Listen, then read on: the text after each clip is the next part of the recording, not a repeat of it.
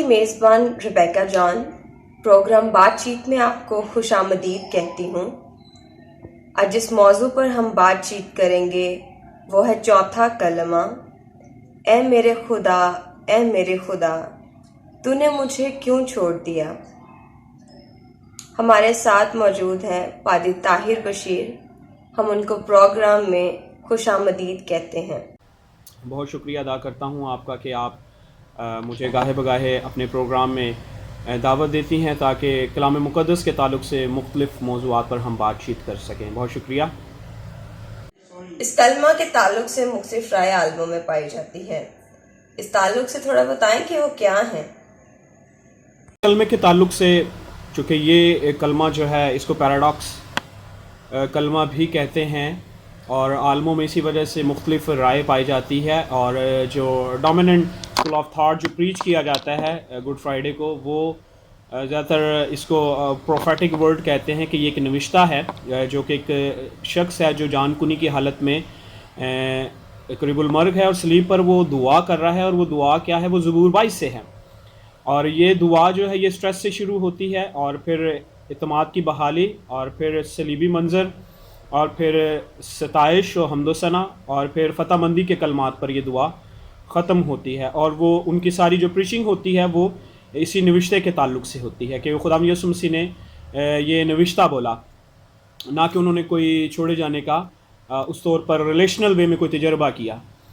دوسری رائے جو پریچ کی جاتی ہے وہ یہ ہے کہ حقیقت میں خداوند یسوع مسیح اپنے باپ سے بچھڑنے کا تجربہ کر رہے ہیں، اور چونکہ ان کی عدالت ہو رہی ہے جہاں پوری دنیا کے گناہ ان کے اوپر ہیں، اور وہ خدا کے پاک غضب کا سامنا کر رہے ہیں، اور جس کی وجہ سے انہیں یہ الفاظ کہنے پڑے کہ اے میرے خدا تو نے مجھے کیوں چھوڑ دیا۔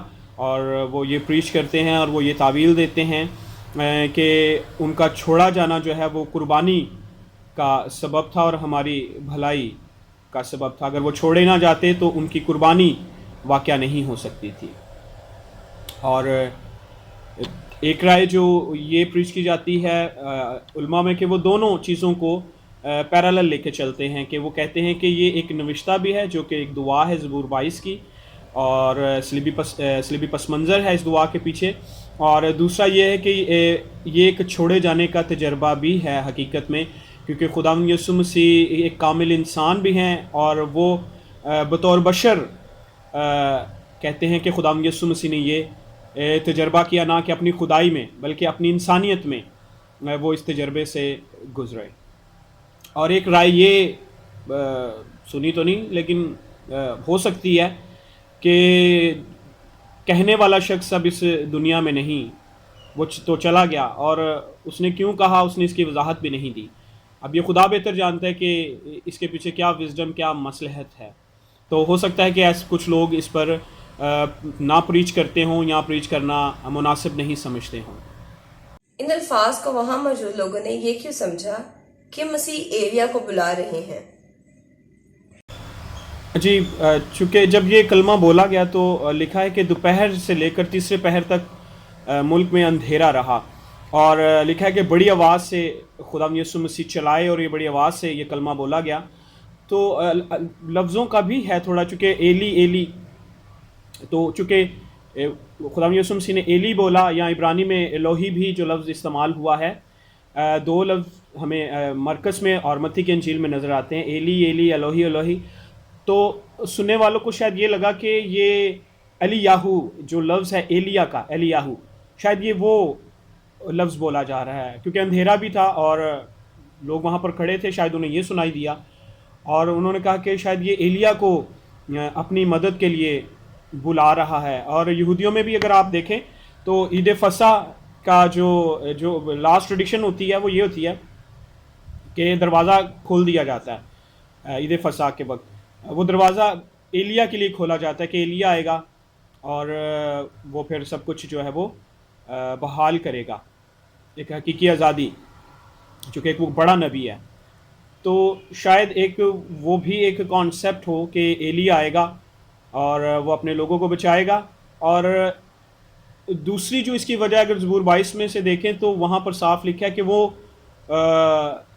داؤد نبی کہتے ہیں کہ وہ میرا مذاق اڑاتے ہیں. اب یہ وہاں طنزاً بھی اس جملے کو شاید انہوں نے لیا ہو کہ انہیں تو سمجھ آ رہی ہو کہ یہ خدا کو بلا رہا ہے، لیکن جیسے اکثر ہم لوگوں کا مذاق اڑاتے ہیں، وہ کوئی لفظ بولتے ہیں تو ہم اس لفظ کو مولڈ کر دیتے ہیں کہ یہ نہیں، یہ لفظ کہہ رہے ہیں اور اس کی ہنسی اڑاتے ہیں.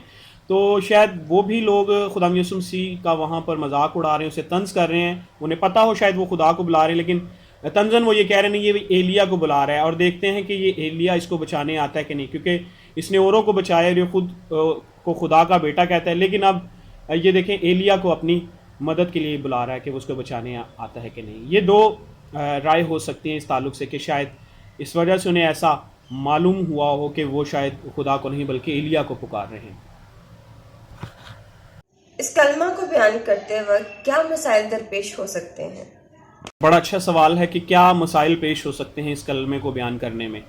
جی، اگر آپ کسی ایسی کلیسیا میں ہیں جہاں پر وہ پہلی ایک رائے کو مانتے ہوں، وہ سمجھتے ہوں کہ یہ ایک نوشتہ ہے اور یہ زبور 22 ہے، مگر آپ وہاں پر دوسری رائے پریچ کرتے ہیں کہ نہیں، حقیقت میں خدا یسوع مسیح چھوڑے گئے اور ان کا چھوڑا جانا ہی قربانی کا سبب ہوا، تو ہو سکتا ہے کہ آپ کو تنقید کا سامنا کرنا پڑ سکتا ہے. شاید آپ کی حوصلہ افزائی نہ کی جائے اور آپ کو بتایا جائے کہ نہیں، یہ تو اس کی انٹرپریٹیشن یہ نہیں، یہ ہے. شاید اس طرح کے آپ کو کچھ فیڈ بیک مل سکتا ہے. یہ ایک مسئلہ ہو سکتا ہے. دوسرا یہ ہے کہ اگر آپ صرف ایک نیچر میں اس کلمے کو بیان کر دیں، صرف اس کی انسانی فطرت میں، اور اس کی الہی فطرت کو نظر انداز کر دیں، تو پھر بھی ایک مسئلہ اس کی انٹرپریٹیشن میں کھڑا ہو سکتا ہے. کیونکہ اگر ہم نے اس کو پراپر وے میں ٹیچ کرنا ہے تو ہم نے خدا یسوع مسیح کی دونوں نیچر میں اس کلمے کو رکھ کر جو ہے وہ بیان کرنا ہے. تو اس طرح کے مسائل ہیں. اور پھر کچھ مسائل ایسے بھی کھڑے ہو جاتے ہیں کہ اکثر عام لوگوں کو موقع دیا جاتا ہے مبارک جمعے پر بولنے کا، تو بعض اوقات وہ ہیریٹیکل بک سے بھی اس کلمے کی ٹیچنگ لے کر آ جاتے ہیں اور وہ ایک الگ نقطہ نظر اپنا بیان کر دیتے ہیں. اس لیے کلیسیا میں ایک کنفیوژن پیدا ہو جاتی ہے کہ اس شخص نے تو فلاں انٹرپریٹیشن کی تھی، مگر اس دفعہ اس شخص نے یہ انٹرپریٹیشن اور ریفلیکشن دیا ہے اس کلمے کے تعلق سے. تو ان مسائل کا ہمیں خاص طور پر مبارک جمعے کو اس کلمے کے تعلق سے یہ سامنا کرنا پڑ سکتا ہے. متی اور مرکز کی انجیل میں کیا اشارے موجود ہیں جس سے ہم اندازہ لگا سکتے ہیں کہ کلمہ نوشتہ ہے یا ذاتی تجربہ؟ اگر دیکھا جائے متی کی اور مرکز کی تو کوئی واضح اشارہ نہیں ہے کہ یہ زبور 22 ہی ہے یا خداوند کوئی ایسی دعا مانگ رہے ہیں جس کا تعلق زبور 22 سے ہے، یا کوئی ٹریڈیشن ہے جس کو وہ پورا کر رہے ہیں. کیونکہ وہاں پر نہیں لکھا کہ جب یہ لفظ بولے گے ایلی ایلی لما سبقتنی کہ تب وہ بات پوری ہوئی جو پاک نوشتوں میں لکھی تھی یا زبور 22 میں لکھی تھی. کوئی واضح اشارہ موجود نہیں. اور لیکن ذاتی تجربہ میں سے اگر وہ گزر رہے ہیں تو گتسمنی کے باغ میں ہمیں نظر آتا ہے کہ وہ اپنے باپ سے مخاطب ہیں اور وہ کہتے ہیں میری مرضی نہیں بلکہ تیری مرضی پوری ہو. اور خدا یسوع مسیح پورے طور پر اویئر تھے کہ وہ صلیب پر کیا کرنے جا رہے ہیں. وہ اپنے باپ کی مرضی کو پورا کرنے جا رہے ہیں، اس کی فرما برداری کرنے جا رہے ہیں. اس لیے اس بات کو سننا کہ اے میرے خدا تو نے مجھے کیوں چھوڑ دیا، اس لیے مشکل ہو جاتا ہے. کیونکہ خدا یسوع مسیح جانتے تھے کہ باپ ہمیشہ سے اس کے ساتھ ہے، اور ہمیشہ خدا یسوع مسیح نے کہ باپ کے نام کو جلال دیا کہ تو نے ہمیشہ میری سنی ہے، اور باپ ہمیشہ سے اس کے ساتھ ہے. اور یہ کہ ایسی تثلیث ہے کہ یہ ایک ایسی یگانگت ہے جو ناقابل تقسیم ہے اور جس میں کوئی جدائی جو ہے وہ نہیں ہو سکتی. اور شاید ہم اس کلمے کو اس سپریشن کو ہم ریلیشنل وے میں نہیں بلکہ اس کو جس کو ہم جوڈیشل وے میں کہہ سکتے ہیں یا عدالتی پس منظر میں ہم دیکھ سکتے ہیں کہ گناہ کی عدالت کے تعلق سے شاید ہم ان الفاظ کو ہم پریچ کر سکتے ہیں. پادری صاحب، اس کلمہ کے تعلق سے مناسب تعلیم کیا ہو سکتی ہے؟ مناسب تعلیم جو اس کلمے کے تعلق سے یہ ہو سکتی ہے کہ دونوں رائے جو ہیں جو ڈومیننٹ ہیں وہ ان کو آپ پیرالل لے کے چلیں. آپ اس کو نوشتے کے طور پر بھی بیان کر سکتے ہیں، اور یہ بہت آسان ہے کہ زبور 22 اگر دیکھا جائے تو ہے ہی سارا خدا یسوع مسیح کا صلیبی پس منظر ہے. اس میں کس طرح بیان کیا جا رہا ہے کہ وہ میرے ہاتھوں اور پیروں کو چھیدتے ہیں، وہ میرا مذاق اڑاتے ہیں، سانڈوں نے مجھے گھیر لیا ہے، وہ میرے کپڑوں پر کوڑا ڈالتے ہیں. تو یہ بڑا آسان ہو جاتا ہے کہ زبور 22 کو اس کلمے کے ساتھ ریلیٹ کرنا، کیونکہ وہ ہے ہی سارا صلیبی پس منظر ہے. اور کس طرح وہ دعا جو ہے وہ فتح مندی کے ساتھ ستائش و شکر گزاری کے ساتھ ختم ہوتی ہے. تو یہ ہم اس کی پریچنگ ہم نوشتے کے طور پر بھی لے سکتے ہیں کہ کیونکہ زیادہ تر خدا یسوع مسیح کی زندگی ہم دیکھتے ہیں کہ ان کی زندگی میں نوشتے پورے ہوئے. جب بھی کوئی کام ہوتا تھا تو جو لکھاری تھا وہ یہ کہتا تھا کہ یہ اس لیے ہوا تاکہ وہ پورا ہو جو نبی کی معرفت لکھا گیا تھا. تو یہ بھی اچھا ہے کہ آپ اس کو نوشتے کے طور پر پریچ کریں.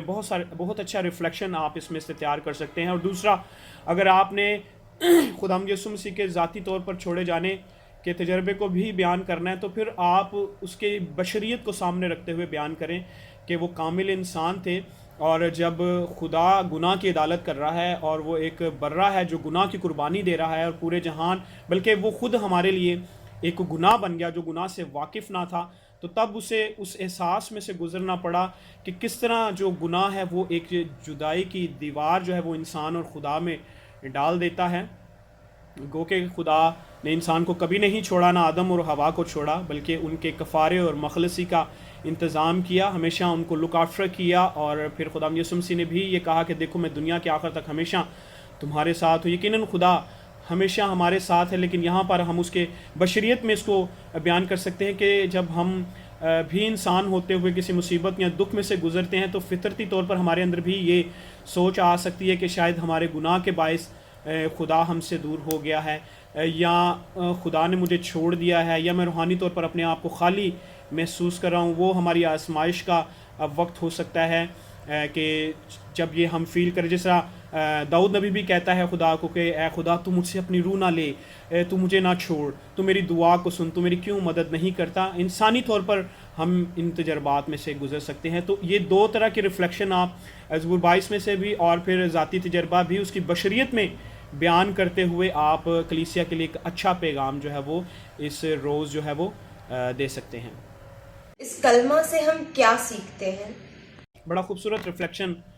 اگر ہم اس مبارک جمعے پر ہمیں موقع ملا ہے کہ ہم چوتھے کلمے پر بات کریں تو ضرور آپ اس کے تعلق سے بیان کریں کہ کس طرح خدا جو ہے اس نے انسان کو باغ عدن سے نکالنے کے بعد اسے چھوڑ نہیں دیا، بلکہ اس پر نگاہ رکھی، اس کی ضرورتوں کو پورا کیا، اور پھر اس کی نجات اور رہائی کا بھی انتظام کیا. اور اس کی فکر مندی ہمیں نظر آتی ہے کہ اس نے اپنا جو اکلوتا بیٹا تھا اس کو بھی دریغ نہ کیا، بلکہ اس کو بھی ہماری شفا کے لیے اور ہماری نجات کے لیے قربان کر دیا. تو یہ ایک بڑی خوبصورت ریفلیکشن ہے کہ کس طرح ابراہیم جب اپنے بیٹے پر چھری چلاتا ہے تو خدا اس کو کہتا ہے کہ تو اپنا ہاتھ روک لے، میں جان گیا کہ تو مجھ سے اس قدر محبت کرتا ہے. تو ہم بھی باپ کی محبت کو جان گئے کہ اس نے اپنا اکلوتا بیٹا ہی قربان کر دیا ہمارے لیے. اس سے ہم اس کی محبت کا جو ہے وہ اندازہ لگا سکتے ہیں. اور پھر یہ بھی بتا سکتے ہیں کہ انسان ہونے کے ناطے ہم تو کمزور ہیں، خدا یسوع مسیح تو کامل انسان ہے، مگر ہم کمزور ہیں. اگر ہمارے اندر کہیں کبھی یہ سوچ آ جائے کہ ایسی آفت یا مصیبت ہم پر گزرے کہ تب ہمارے منہ پر یہ الفاظ ہوں کہ خدا شاید تو میرے ساتھ نہیں، یا تو نے مجھے چھوڑ دیا ہے، یا اب وہ بات نہیں، تو پھر ہمیں خداوند کے وعدوں پر غور کرنے کی ضرورت ہے. زبور 22 پر اپنا دھیان لگانے کی ضرورت ہے کہ کس طرح یہ ایک دعا ہے جو سٹریس سے شروع ہوتی ہے، لیکن اس کے درمیان اعتماد کی بحالی ہے، اس میں پھر صلیبی پس منظر ہے، سفرنگ ہے، اور پھر ستائش، حمد و ثنا اور فتح مندی کے کلمات ہیں. اور یہی ہمیں صلیب پر بھی نظر آتا ہے کہ آخری کلمہ جو خدا یسوع مسیح نے صلیب پر بولا وہ فتح مندی کا ہے، کہ اس نے کہا کہ تمام ہوا، جو کہ اس کا یونانی جو لفظ کا مطلب ہے کہ پیڈ ان فل، اس نے پوری قیمت جو ہے وہ ادا کر دی ہے. تو جب آپ اس مبارک جمعے پر اس کلمے کو بیان کرتے ہیں تو ضرور ان باتوں کا بھی دھیان رکھیں اور خدا کے پاک روح سے مدد اور رہنمائی مانگیں کہ خداوند آپ کو استعمال کرے تاکہ آپ بہتوں کے لیے برکت کا بھی باعث ٹھہریں. بہت شکریہ پادری صاحب. امید ہے سننے والوں کو آج کی بات چیت سے برکت ملی ہوگی. خداوند کا اطمینان آپ سب کے ساتھ